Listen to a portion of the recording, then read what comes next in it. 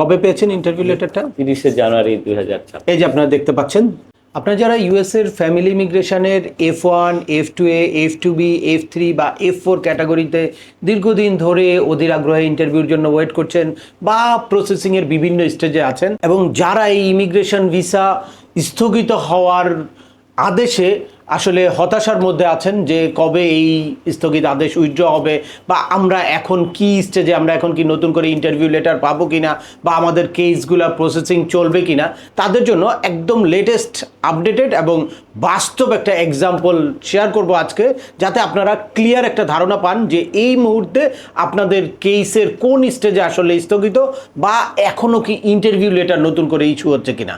তার আগে বলে নিচ্ছি, যারা আমাদের চ্যানেলে নতুন বা আমাদের চ্যানেলটি এখনও সাবস্ক্রাইব করেননি, please hit the subscribe button. আর যারা অলরেডি সাবস্ক্রাইব করেছেন তাদেরকে অসংখ্য ধন্যবাদ।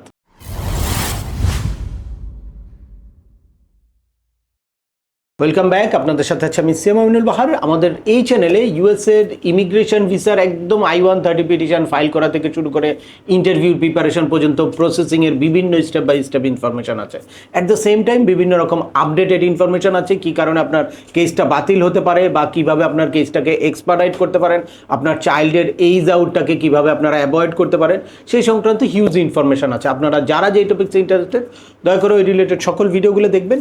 এরপর ছোটোখাটো প্রশ্ন থাকলে ভিডিও নিচে কমেন্টস করবেন। আর তারপরেও একান্ত কোনো ব্যক্তিগত পরামর্শ বা আমাদের কোনো সার্ভিস নিতে চাইলে ডিসক্রিপশনে থাকা হোয়াটসঅ্যাপ নাম্বারে অ্যাপয়েন্টমেন্ট বুক করে সরাসরি যোগাযোগ করতে পারেন। অ্যাট দ্য সেম টাইম আমাদেরকে ইমেল করতে পারেন, এবং আমাদের ইউটিউব, ফেসবুক বা ওয়েবসাইটগুলো ফলো করে সবসময় আমাদের সাথে যুক্ত থাকতে পারেন। এনিওয়ে চলে আসে আজকের মূল আলোচনায়। আপনারা যারা আমাকে রেগুলার ফলো করেন তারা এরই মধ্যে দেখেছেন যে আমি বিভিন্ন ভিডিওর মাধ্যমে আপনাদেরকে বুঝাতে চেয়েছি যে ইমিগ্রেশন ভিসা আসলে স্থগিত শুধুমাত্র ভিসাটা, আর এর আগের প্রত্যেকটা স্টেপ কিন্তু চালু আছে। আপনারা যার যার অবস্থানে যেই অ্যাকশান নেওয়া উচিত আপনারা দয়া করে প্রত্যেকের অ্যাকশান নেবেন। অনেকেই হতাশ হয়ে, ফ্রাস্ট্রেটেড হয়ে এরকম করছে যে না আর হবে না, আর আমার আমেরিকা যাওয়া হবে না, আমেরিকা যাওয়ার স্বপ্ন মানে শেষ, এরকম অনেক কমেন্টস পাচ্ছি। তো এই জায়গায় আমার মনে হচ্ছে যে আপনাদের এই রিয়েল এক্সপেরিয়েন্সটা এখন খুবই জরুরি। এর আগের ভিডিওতে আমি দেখিয়েছি যে ভিসা বুলেটিনেও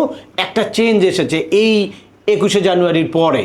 এরপর আপনারা দেখেছেন যে ইন্টারভিউ নিচ্ছে, ইন্টারভিউ দিলে রিফিউজাল লেটার কীরকম দিচ্ছে, বা ইন্টারভিউ দেওয়ার পরে আপনাদের কি করণীয় সেটাও আরেকটা ভিডিওতে দেখিয়েছি। আজকে দেখাবো যে এই 21শে জানুয়ারির পরে নতুন করে কি ইন্টারভিউ লেটার ইস্যু হয়েছে কিনা। এখন আমার সামনে উপস্থিত আছে এই গত 30শে জানুয়ারি ইন্টারভিউ লেটার পেয়েছে, এবং ইন্টারভিউ লেটার পেয়ে তারপর আমার সাথে দেখা করতে এসেছে।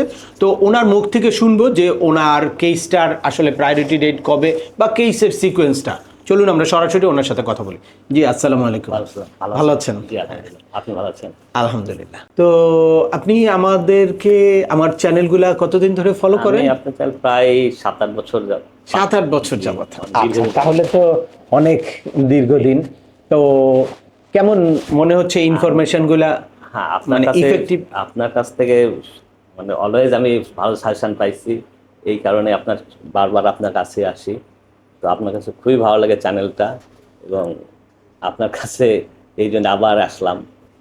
ধন্যবাদ। আমি একটু মানে আপনি জানেন যে এই যে ইমিগ্রেশন ভিসার যেই স্থগিত আদেশটা হয়েছে এবং 21শে জানুয়ারির পরে এটা কার্যকর হয়েছে, তো আমাদের এই ইমিগ্রেশন ভিসায় আসলে অনেক বড় একটা গ্রুপ কিন্তু দীর্ঘদিন ধরে অপেক্ষা করছে। তারা আসলে অনেক হতাশার মধ্যে আছে যে আসলে এখন কি নতুন করে ইন্টারভিউ লেটার ইস্যু হবে, বা আমরা ইন্টারভিউতে যাব কি না, বা আমরা প্রসেসিংটা চালু রাখবো কি না, বা অনেকে দেখা যায় যে ওই যে ডকুমেন্ট ফাইলিং ডেট কারেন্ট হয়েছে তারপর DS-260 ফিল আউট করছে না, যে এখন তো স্থগিত, আমি কাজ করে কী লাভ।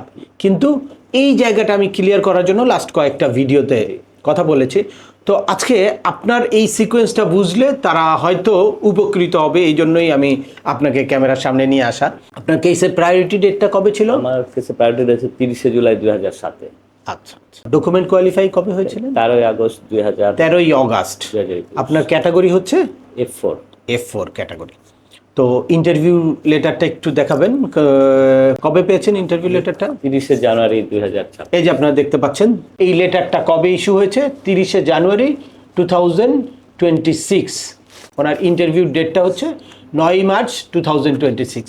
দ্যাটস মিন আপনারা বুঝতে পারলেন যে F4 ক্যাটাগরির 13ই আগস্ট পর্যন্ত বা এর চেয়েও আরও বেশি। আমরা এর আগে যতটুকু পেয়েছিলাম যে জুলাই লাস্ট পেয়েছিলাম, এবারই অগাস্ট পেলাম এবং 13ই আগস্ট। দ্যাটস মিন অনেক বড়ই একটা জাম্প করেছে যে 13 দিন এখানে আমরা অলরেডি পেয়ে গেলাম।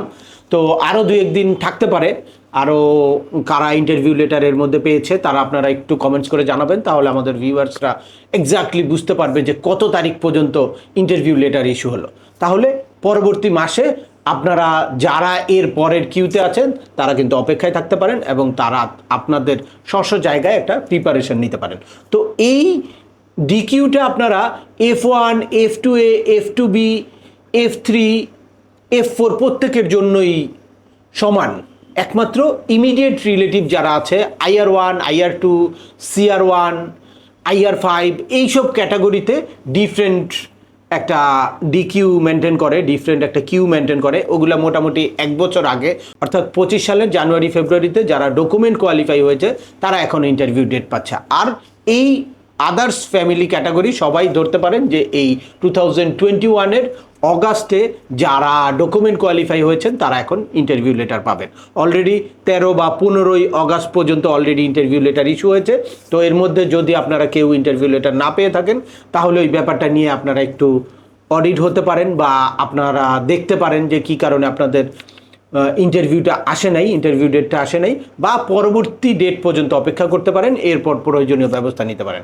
আর আপনারা সবসময় আপনাদের মেইলগুলো চেক করবেন, যে কোনো সময় যে কোনো আপডেট কিন্তু ইউএস এমবাসি ঢাকা আপনাদের মেইলে পাঠাবে বা ন্যাশনাল ভিসা সেন্টার থেকেও যে কোনো সময় আপনাদের কাছে কোনো আপডেট আসতে পারে, কোনো ডকুমেন্ট কোয়ারি থাকতে পারে বা এই ইন্টারভিউ লেটার আসতে পারে। তো সুতরাং আপনারা যেই মেইলটা কেসে দেওয়া আছে সেই মেইলটা সবসময় চেক করবেন। আর এখন আপনারা যখনই ইন্টারভিউ লেটার পাবেন তারপর ইন্টারভিউর একটা প্রপার প্রিপারেশন নিয়ে তারপর ইন্টারভিউতে কিন্তু যেতে হবে। আপনারা এরকম মনে করার কোনো কারণ নাই যে এখন তো স্থগিত, যে কোনো কিছু যাই ইন্টারভিউ দিতে, কিন্তু আপনার ইন্টারভিউটা খুবই গুরুত্বপূর্ণ একটা পার্ট।